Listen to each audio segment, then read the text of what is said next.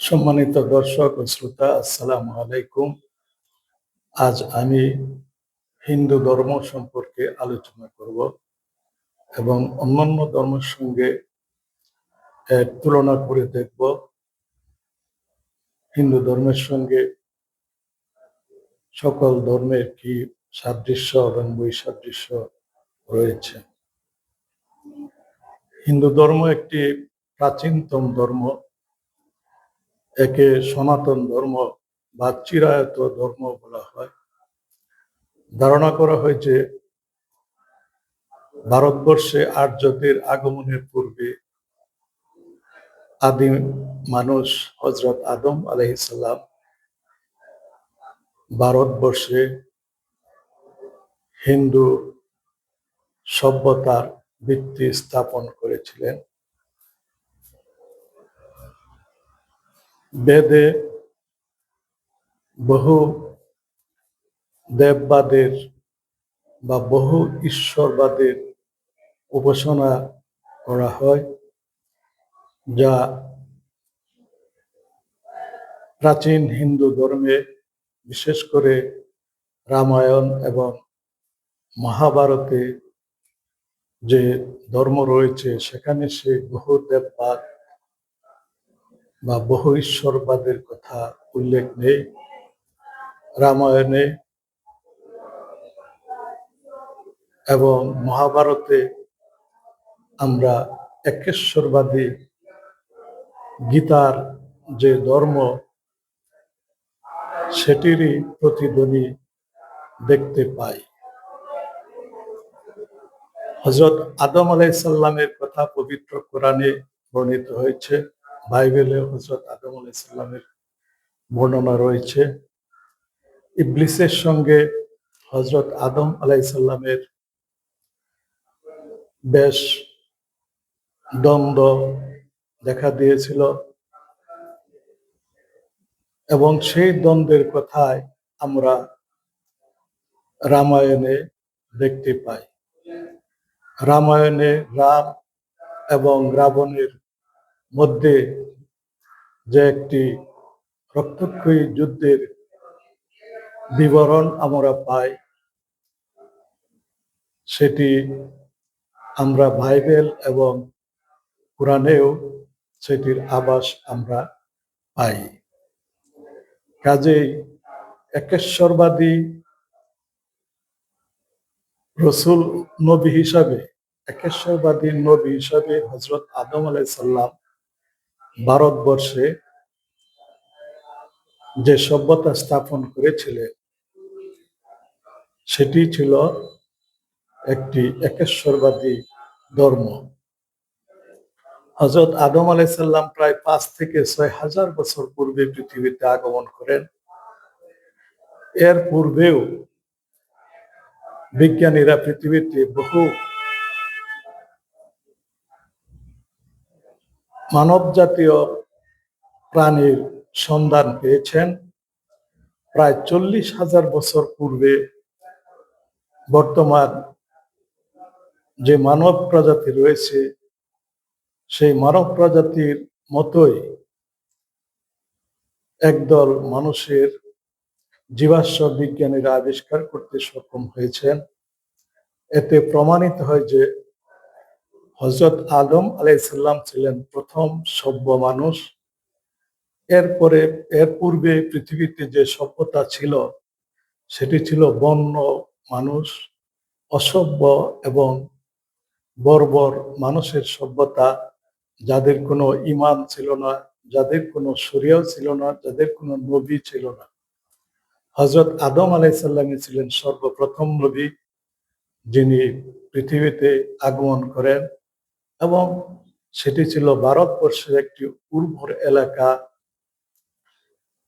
যাকে পবিত্র কোরআনে জান্নাত এবং বাইবেলে গার্ডেন অফ ইডেন বলে অভিহিত করা হয়েছে। এমন একটি এলাকায়, এমন একটি উর্বর জায়গায় তিনি এসেছিলেন এবং সেখানে তিনি প্রথম সভ্য মানুষের একটি রাজত্ব গড়ে তুলেছিলেন। কিন্তু সেখান থেকে তিনি ইবলিসের ষড়যন্ত্র এবং প্রাসাদ ষড়যন্ত্রের কারণে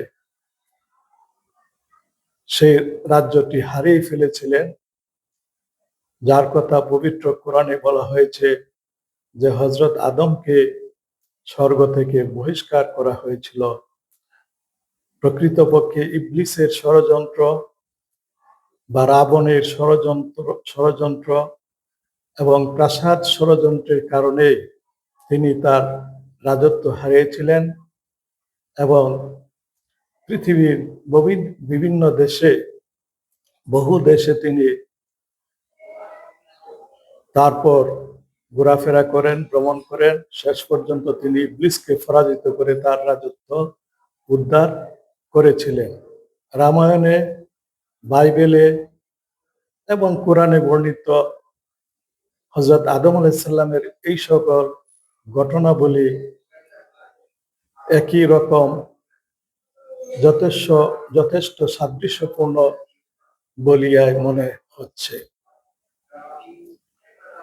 বর্তমানে যে হিন্দু ধর্ম রয়েছে সেখানে একেশ্বরবাদ, বহু ঈশ্বরবাদ, সর্বেশ্বরবাদ ইত্যাদি ছাড়াও অসুর, বীর এবং হিন্দু হিরো বা পূর্বপুরুষদের উপাসনা এবং পূজা অর্চনাও করা হয়। তবে বাইবেলে এবং পবিত্র কোরআনে যে একেশ্বরবাদের কথা রয়েছে সেটি আমরা গীতাতেও দেখতে পাই। গীতা যে আমরা ভগবান শ্রীকৃষ্ণের কথা বর্ণিত হয়েছে, যে শ্রীকৃষ্ণের জীবনী আমরা দেখতে পাই, সেখানে ভগবান শ্রীকৃষ্ণকে একজন একেশ্বরবাদী অবতার বলেই অভিহিত করা হয়েছে। কাজেই রামায়ণের ধর্ম এবং মহাভারতের যে ধর্ম সেটি যে প্রকৃতপক্ষে একেশ্বরবাদী ধর্ম সেটি আমরা জোর দিয়ে বলতে পারি। আর্যগণ ইউরোপ থেকে ভারতবর্ষে প্রায় 4000 বছর পূর্বে আগমন করেন।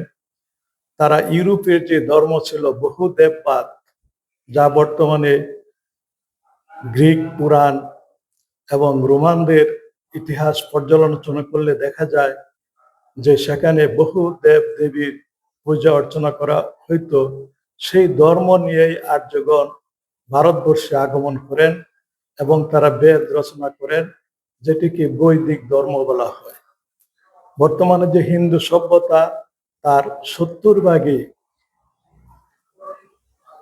মহাভারত এবং রামায়ণী সভ্যতা, আর 30 ভাগ আর্যদের বৈদিক সভ্যতার সংমিশ্রণে এই বর্তমান হিন্দু সভ্যতা সৃষ্টি হয়েছে। 1922 খ্রিস্টাব্দে প্রত্নতত্ত্ববিদগণ সিন্ধু সভ্যতা বা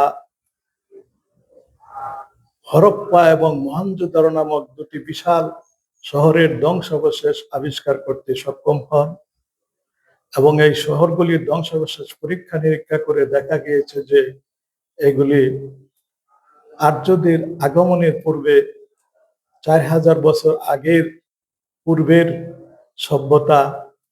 সম্ভবত সেগুলি ছিল মহাভারতে বর্ণিত সভ্যতা, রামায়ণে বর্ণিত সভ্যতা বা হযরত আদম আলাইহিস সালামের প্রতিষ্ঠিত প্রথম সভ্য মানুষের ভারতীয় সভ্যতা, এবং সেই সভ্যতার ধ্বংসাবশেষই হরপ্পা এবং মহেঞ্জোদারোতে পাওয়া যায়। বর্তমানে যে বহু দেববাদ সেগুলি প্রকৃতপক্ষে আর্যগণই ইউরোপ থেকে ভারতবর্ষে প্রচলন করেছেন। আর্যদের দেবদেবীর সঙ্গে ইউরোপের যে দেবদেবী আছে, রোমান এবং গ্রিকদের যে দেবদেবী, তাদের তুলনামূলক বিশ্লেষণ করলে দেখা যায় যে তাদের মধ্যে যথেষ্ট সাদৃশ্য রয়েছে এজন্য প্রত্নতত্ত্ববিদগণ, ঐতিহাসিকগণ এই সিদ্ধান্তে উপনীত হয়েছেন যে ভারতবর্ষের বহু দেববাদ, গ্রিকদের বহু দেববাদ, রোমানদের বহু দেববাদ বা ইউরোপের বহু দেববাদ সবগুলির উৎস একই। তবে বহু পণ্ডিতের মতে এই যে বহু দেববাদ, সেগুলি প্রকৃত পক্ষে বহু দেবতা নয় বা বহু ঈশ্বর নয়, একজন পরম সত্তার বহু গুণের প্রকাশ মাত্র এই সকল ঈশ্বর এবং দেবতা। এই বহু ঈশ্বর, বহু দেবতার পূজা যারা করেন তারা প্রকৃত পক্ষে একই ঈশ্বরের বহু গুণাবলীর পূজা করেন।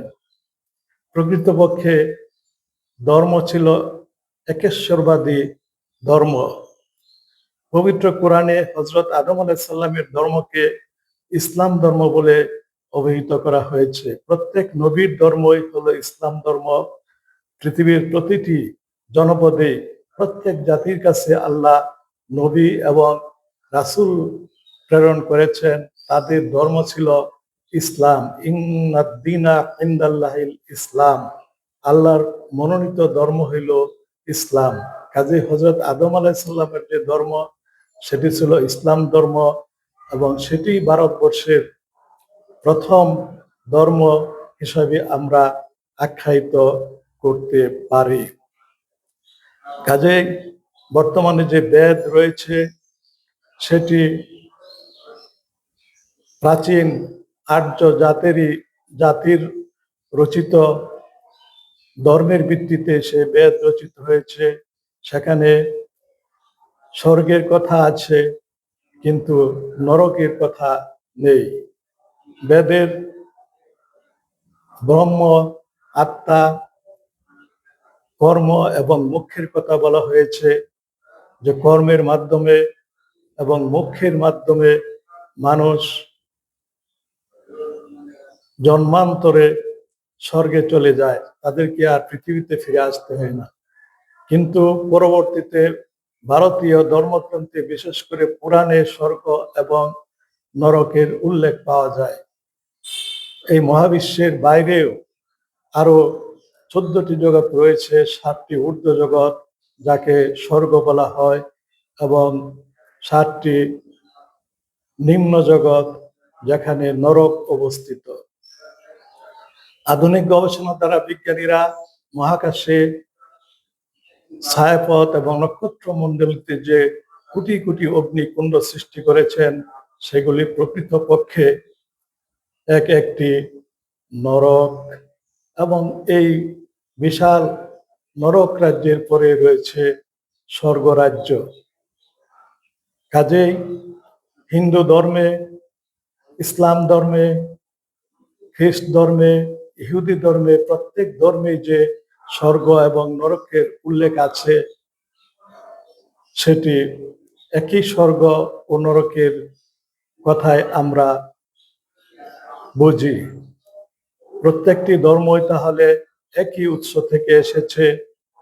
হিন্দু ধর্মের প্রতিষ্ঠাতা যদি হযরত আদম আলাইহিস সালাম হন, খ্রিস্ট ধর্মের প্রতিষ্ঠাতা হযরত ঈসা আলাইহিস সালাম, ইহুদি ধর্মের প্রতিষ্ঠাতা হযরত মুসা আলাইহিস সালাম এবং ইসলাম ধর্মের প্রতিষ্ঠাতা হযরত মুহাম্মদ সাল্লাল্লাহু আলাইহি সাল্লাম, কাজে সবগুলি ধর্মই আল্লাহ পাকের তরফ থেকে এসেছিল এবং আল্লাহ পাক মানুষকে ঈমান আনার কথা বলেছেন, তাসদিক করার কথা বলেছেন এবং আমল বা কর্মের কথা বলেছেন। ভালো কর্মের মাধ্যমেই, সৎ কর্মের মাধ্যমেই আমরা নরক অতিক্রম করে স্বর্গে যেতে পারি। এই কথাটি প্রতিটি ধর্মেই বলা হয়েছে। এই জন্য প্রত্যেকটি ধর্মেরই এক একটি শরিয়া রয়েছে, একটি সংবিধান, আইন কানুন, বিধিবদ্ধ আইন কানুন রয়েছে, যাতে মানুষ সৎ কর্ম করতে পারে।